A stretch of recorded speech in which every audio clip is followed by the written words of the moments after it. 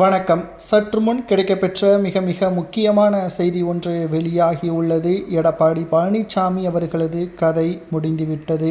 இனி அவரால் பொதுச்செயலாளராக தொடர முடியாது. ஒட்டுமொத்த தேர்தலிலும் எடப்பாடி டெபாசிட்டை பெறுவார். சுமார் 80 முதல் 90 தொகுதிகளில் அதிமுக டெபாசிட்டை இழக்கும் அதிர்ச்சியில் அதிமுகவின் வேட்பாளர்கள். 10 நிறுவனங்கள் நடத்திய கருத்து கணிப்பின் முடிவுகள் வெளியாகியுள்ளது. இன்னும் 2 நாட்கள் தான் தேர்தல் நடைபெற உள்ளது. கருத்து கணிப்புகளில் திமுக இந்த முறை தோல்விற்கு காரணம் எடப்பாடிதான் என்றும் மக்கள் திமுகவை முழுவதுமாக புறக்கணித்து விட்டார்கள். எடப்பாடியின் சரியான தலைமை இல்லை, பாஜகவின் கைக்கூலியாகவே மாறிவிட்டார். பாஜக சொல்வதைத்தான் அப்படியே கேட்கின்றார்.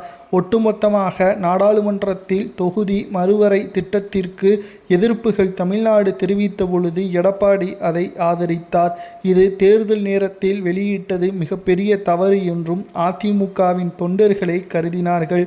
ஆனால் எடப்பாடியும் பாஜகவிற்கு விசுவாசமாகவே அந்த திட்டத்தை வரவேற்றார். மேலும் எதிர்க்கட்சியினர்களது எதிர்ப்பின் காரணமாக அந்த மசோதா ரத்து செய்யப்பட்டுள்ளது. தமிழ்நாட்டில் இனி ஒருபோதும் அதிமுக ஆட்சியே அமைக்காது.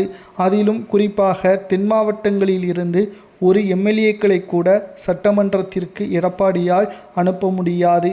எடப்பாடி பழனிசாமி அவர்கள் அரசியலில் அனாதையாக பார்க்கப்படுவார். எடப்பாடி பழனிசாமியின் நிலைமை மிகவும் மோசமாக மாறும். ஏனென்றால் எடப்பாடி பழனிசாமி அவர்களை பொறுத்தளவிற்கு அவர் செய்த மிகப்பெரிய தவறு ஓபிஎஸ்ஐ கட்சியிலிருந்து நீக்கியது, சசிகலாவை கட்சியிலிருந்து நீக்கியது, மூத்த அமைச்சர்கள் பலரையும் கட்சியிலிருந்து எடப்பாடி நீக்கி மிகப்பெரிய தவறு செய்துவிட்டார்.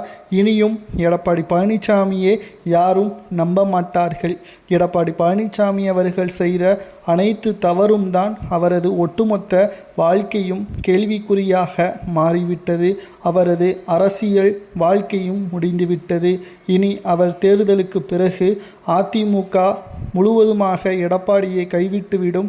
எடப்பாடி பழனிசாமியின் கதை முடிந்துவிட்டதாக பலரும் சமூக வலைதளங்களில் பதிவுகளையும் மேற்கொண்டு வருகிறார்கள். திராவிட முன்னேற்றக் கழகத்தின் ஆட்சி 2வது முறை வருவதற்கான வாய்ப்புகளும் இருக்கிறது. இதற்கு காரணமும் எடப்பாடிதான் என்றும் கூறப்படுகிறது. அதிமுகவில் எடப்பாடி செய்த துரோகம்தான் அவரை இந்த நிலைமையில் வைத்திருக்கிறது என்றும் பலரும் சமூக வலைதளங்களில் பதிவுகளையும் மேற்கொண்டு வருகிறார்கள். இதை பற்றி உங்களது கருத்துக்களை கமெண்டில் கூறுங்கள்.